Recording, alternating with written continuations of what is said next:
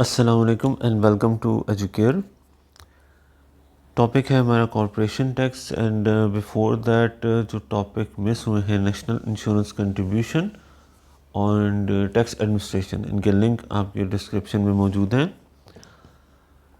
Tax administration के हवाले से जो टॉपिक है दैट इज़ जो लेक्चर है that is about 21-22 finance act 21, but there is no change about that, so that is why these lectures are helpful.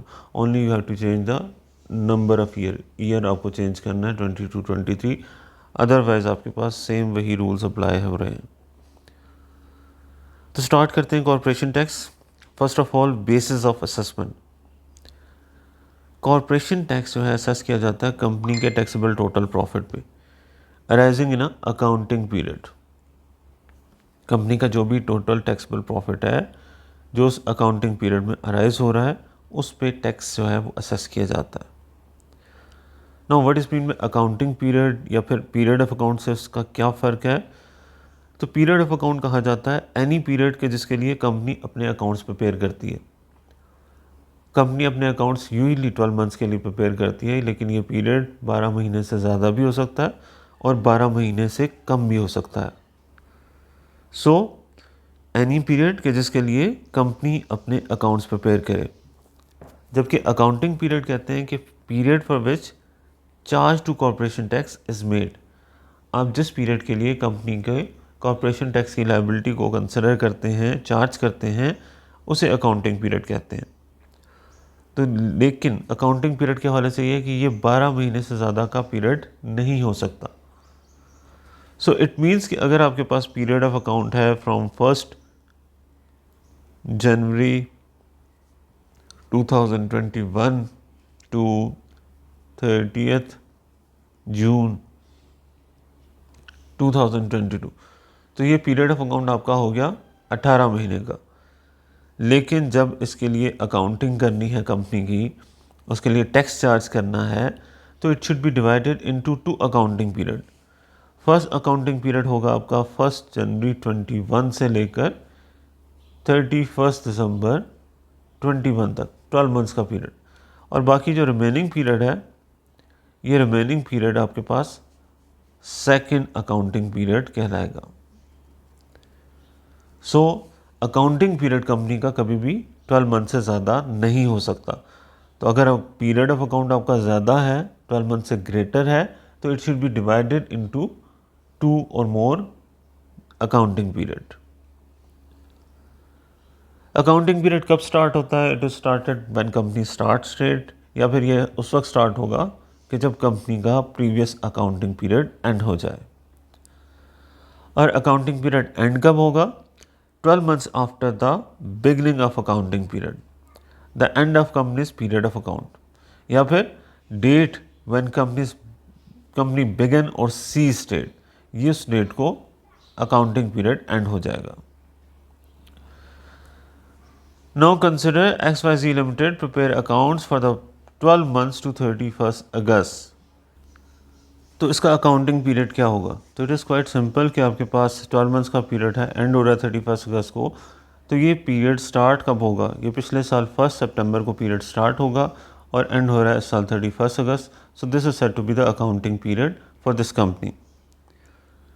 Bread limited is incorporated on 1 April 2022। On 1st June, company starts to trade and prepare its first set of account to 31st August 22। तो ये आपका 3 months का period है, जून जुलाई अगस्त के, जो उसका accounting period कहलाएगा। Remember, accounting period 12 month से ग्रेटर नहीं हो सकता, 12 मंथ से लेस हो सकता। तो 1 जून जिस डेट को स्टार्ट की गई थी ट्रेडिंग, उससे लेकर 31 अगस्त तक का पीरियड आपका अकाउंटिंग पीरियड कहलाएगा। Third, Butter Limited trades for many years and normally prepare account to 30th June each year, but this time prepare accounts for the 11 months to 31st May 2022। तो यहाँ पे accounting period start होगा कि जब पिछला accounting period and हुआ था, ठीक है, लाइक 1 जुलाई को,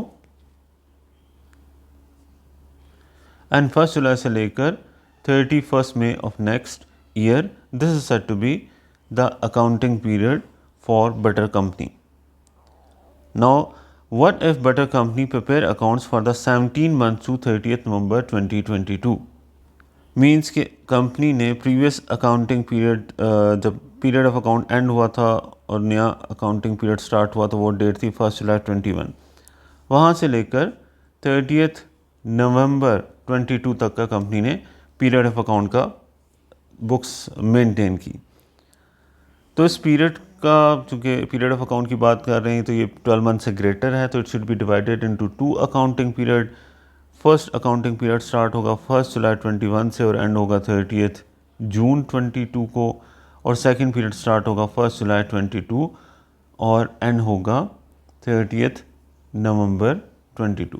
तो अगर ये कंपनी का पीरियड ऑफ अकाउंट 17 मंथ है तो इसे डिवाइड कर देंगे 2 अकाउंटिंग पीरियड में। Next, Rail Limited started trading on 1st January 2022 and prepared its first set of account to 31st March 23. What are the accounting periods for the period of account to 31st March 23? तो again वैसे ही question है कि यहाँ पे आपके पास period of account 1 जनवरी 22 से start हो रहा है, 1 जनवरी 22 से, और एंड हो रहा है ये 31 मार्च 23 को। तो ये पीरियड ऑफ अकाउंट है 15 मंथ्स का। So it should be divided into 2 accounting period. First accounting period start होगा 1 जनवरी 22 और एंड होगा 31 दिसंबर 22 को, and second accounting period start होगा 1 जनवरी 23 और एंड हो जाएगा 31 मार्च 23।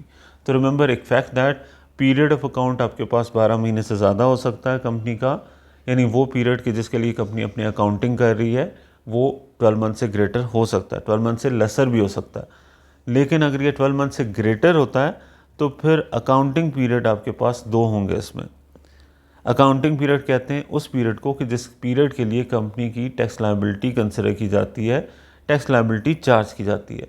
तो टैक्स लायबिलिटी जब अकाउंटिंग पीरियड के हवाले से चार्ज की जाती है तो वो अकाउंटिंग पीरियड कभी भी 12 मंथ से ग्रेटर नहीं हो सकता। अकाउंटिंग पीरियड भी 12 मंथ से लेसर तो हो सकता है लेकिन ग्रेटर नहीं हो सकता। तो पीरियड ऑफ अकाउंट फिर आपके पास कंपनी का period of account 2 accounting period में डिवाइड हो जाएगा। Tax residential status of the company, ये क्यों इंपॉर्टेंट है, इसकी रीज़न सेम वही है जो कि इंडिविजुअल के हवाले से थी। एक कंपनी अगर यूके रेजिडेंट है, if a company is a said to be UK resident company, तो फिर क्या करना है, फिर उनकी वर्ल्ड जो इनकम है उस पर टैक्स कैलकुलेट किया जाएगा।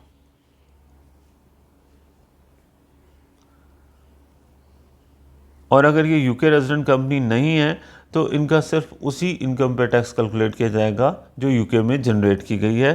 That is why tax residence for the company is important. How to determine the residential status.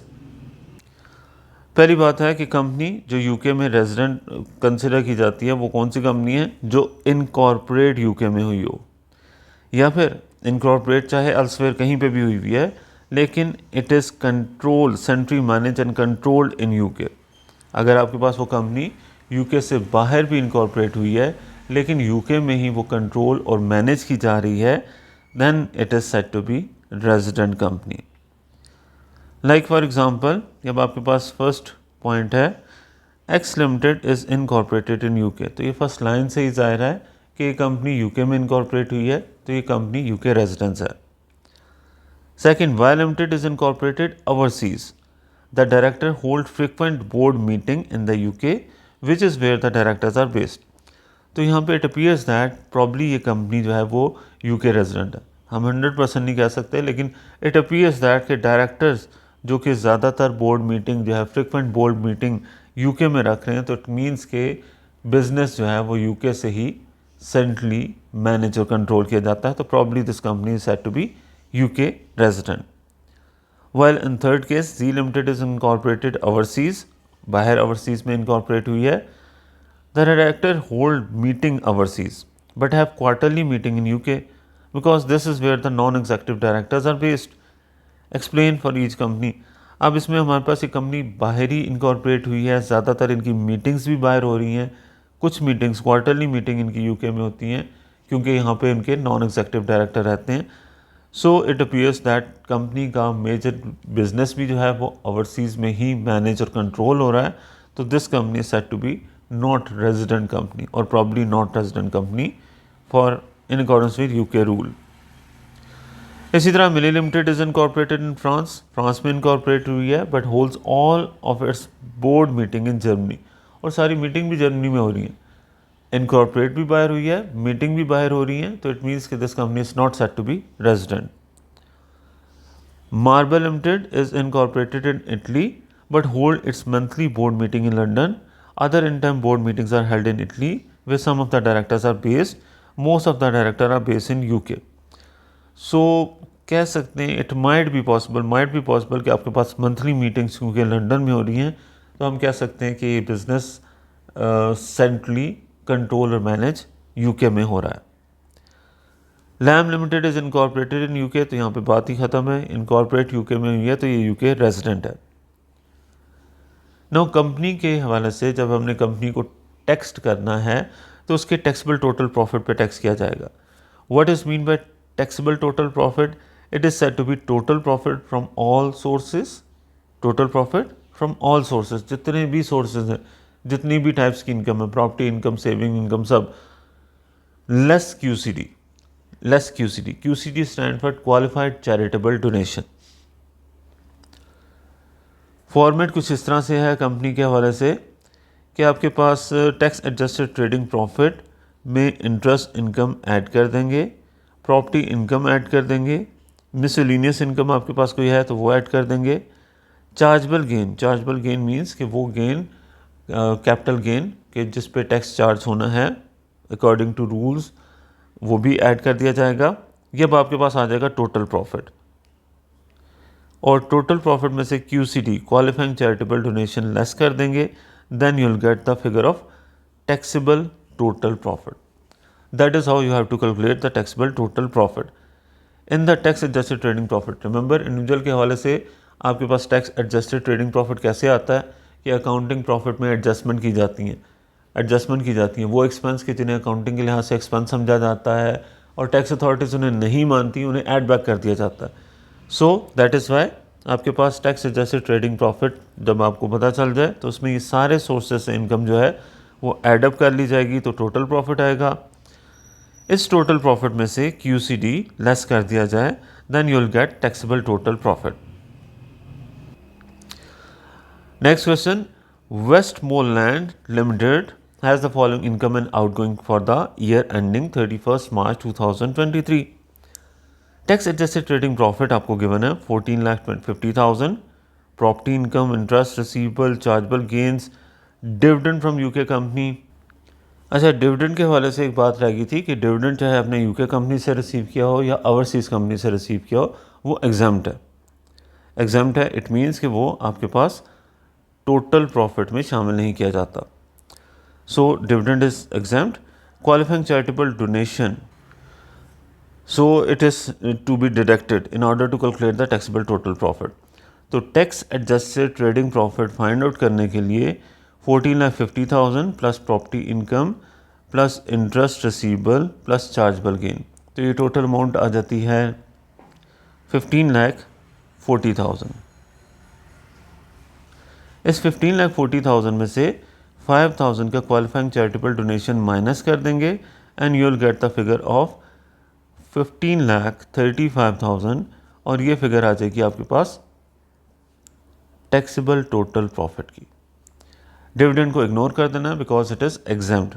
UK company से चाहे आपने रिसीव किया हो, चाहे आपने ओवरसीज़ कंपनी से रिसीव किया हो, आपके लिए डिविडेंड एग्जाम्प्ट है। Corporation tax liability, finance act 2022 follow होना है इस साल, और इसके मुताबिक आपके पास टैक्स रेट जो है वो 19% है, राइट। फाइनेंशियल ईयर की अगर हम बात करें, फाइनेंशियल ईयर तो ये स्टार्ट होता है आपका 1 अप्रैल को और एंड होता है फॉलोइंग 31 मार्च को। इसी को कैलेंडर ईयर भी कहते हैं। अगर हम फाइनेंशियल ईयर 22 कहें तो इसका मतलब है ये वो ईयर है जो आपका स्टार्ट हो रहा है 1 अप्रैल 22 को और एंड हो रहा है 31 मार्च 22 को। तो आसानी की बात यह है कि फाइनेंस एक्ट 22 के मुताबिक आपके पास जो कॉरपोरेशन टैक्स 19% है, फाइनेंस एक्ट 20 और 21 के मुताबिक भी कॉरपोरेशन टैक्स का रेट 19% ही है। तो चाहे एक कंपनी की इनकम किसी एक फाइनेंशियल ईयर से रिलेट करती है या एक से ज़्यादा फाइनेंशियल ईयर से रिलेट करती है, टैक्स लायबिलिटी 19% के रेट पे ही कैलकुलेट की जाएगी। अब अगर फाइनेंशियल ईयर आपका 31 मार्च को एंड हो रहा है, इन दैट केस आपके लिए टैक्स लायबिलिटी कैलकुलेट करना क्वाइट ईजी है। जैसे G limited has taxable total profit of 1,48,000 in the year ending 31 March 23. Calculate Z Limited's corporation tax liability. So it is quite simple. What you have to do, 1,48,000 जो उसका taxable total profit है उसे 19% के rate से, जो कि corporation tax का financial year 2022 के लिए रेट है, उससे आप मल्टीप्लाई कर देंगे and this will be 28,120।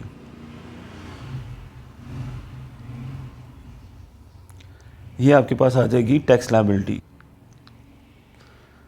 Same इसी तरह Sycamore limited has the following results for the year ended 31 March 23। Tax जैसे ट्रेडिंग प्रॉफिट है 3,20,000, चार्जेबल गेन 10,000। डिविडेंड हमने कंसिडर नहीं करना क्योंकि डिविडेंड जो है वो आपके पास एग्जाम्प्ट है। कैलकुलेट करनी है हमने साइकामोर लिमिटेड की कॉरपोरेशन टैक्स लायबिलिटी। तो टोटल टैक्सेबल टोटल प्रॉफिट आपके पास आ जाता है 3,30,000। इस पर 19% का रेट अप्लाई करेंगे क्योंकि आपके पास ईयर एंडिंग डेट 31 मार्च है। So it is in accordance with the financial year कि आपका फाइनेंशियल ईयर स्टार्ट हो रहा है 1 अप्रैल 22 को और एंड हो रहा है 31 March 23 को। अकाउंटिंग ईयर भी उसी तरह आपके पास एंड हो रहा है। तो that is why the calculation of tax liability is quite simple. आपको 3,30,000 का 19% ले लेना है। सो that is the tax liability of 62,700। Now, where company's accounting period falls into 2 financial year, जैसे कि एक कंपनी का अकाउंटिंग पीरियड स्टार्ट होता है लेट्स से 1 मई 21 को, एंड हो रहा है 30 अप्रैल 22 को। तो इसका मतलब ये अकाउंटिंग पीरियड 2 फाइनेंशियल ईयर से रिलेट करता है, एक फाइनेंशियल ईयर 21 और एक फाइनेंशियल ईयर 22। लेकिन प्रॉब्लम कुछ भी नहीं है। वाई सो प्रॉब्लम नहीं है? बिकॉज फाइनेंशियल ईयर 21 में या फाइनेंस एक्ट 21 में भी रेट ऑफ कॉरपोरेशन टैक्स 19% ही था। सो डजेंट मैटर कि आपने 4 लाख का जो प्रॉफिट अर्न किया है फॉर द ईयर एंडेड 30 सितंबर 22 किया है, तो ये आपका अकाउंटिंग ईयर बनता है 1 अक्टूबर 21 से लेकर 30 सितंबर 22। एज यू नो कि फाइनेंशियल ईयर आपका स्टार्ट होता है फाइनेंशियल ईयर 1 अप्रैल 22 को। फाइनेंशियल ईयर 22 स्टार्ट होता है 1 अप्रैल 22 को और एंड होता है 31 March 23 को। तो इस पर्टिकुलर अकाउंटिंग पीरियड में आपके कुछ मंथ्स फ्रॉम 1 अप्रैल 22 टू 30 सितंबर 22 ये मंथ्स रिलेट करते हैं फाइनेंशियल ईयर 22 से, और ये मंथ 1 अक्टूबर 21 से लेकर 1 अप्रैल 22 ये मंथ्स रिलेट करते हैं फाइनेंशियल ईयर 21 से। So that is why we are saying that ये अकाउंटिंग पीरियड 2 फाइनेंशियल ईयर से रिलेट करता है। बट इसमें कोई प्रॉब्लम नहीं है क्योंकि आपके पास पिछले साल भी आपका कॉरपोरेशन टैक्स रेट 19% ही था। सो अभी भी ये 19% है, तो 76,000 सिंपली आपने टैक्स लायबिलिटी कैलकुलेट करनी है। Next is about trading profit. इसके हवाले से फॉर्मेट आपके पास सेम वही है कि जो आपने इंडिविजुअल के हवाले से यूज़ किया था सेल्फ एम्प्लॉयमेंट के चैप्टर में, कि अकाउंटिंग प्रॉफिट से टैक्स एडजस्टेड ट्रेडिंग प्रॉफिट कैसे कैलकुलेट किया जाता है। तो फॉर्मेट इसका कुछ इसी तरह ही है कि अकाउंटिंग प्रॉफिट आपके पास गिवन होगा,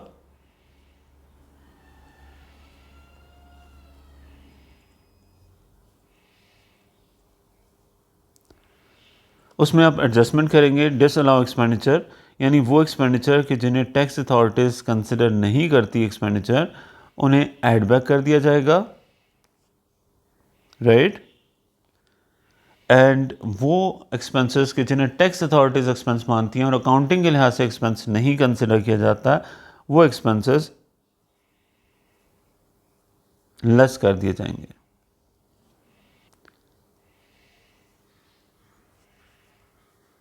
expenses not charged in accounting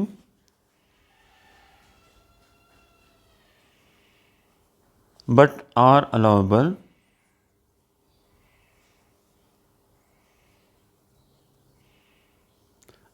in accordance with tax rates for the purpose of